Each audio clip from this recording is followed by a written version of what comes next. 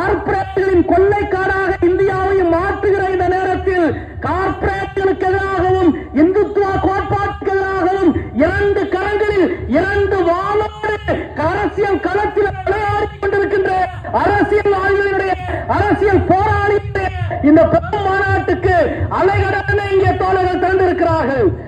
செந்தொண்டர் அணிவகுப்பு இன்னும் மாநாட்டு முகப்புக்கே வந்து சேரவில்லை. ஆனால் மொத்த மாநாட்டு திடலும் நிரம்பி வருகிறது.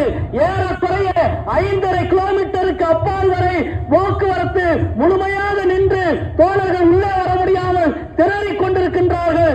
தமிழ்நாட்டினுடைய அரசியல் மட்டுமல்ல, இந்திய அரசியலினுடைய மாற்று தத்துவம் மார்க்சியம் மட்டுமே முழங்குகிற கூட்டம். உலகின் எந்த சக்தியாலும் விலக்கி வாங்க முடியும் என்பது முதலாளித்துவ நம்பிக்கை. எங்களை ஒருபோதும் விலக்கி வாங்க முடியாது என்பது செங்கோடி நம்பிக்கை.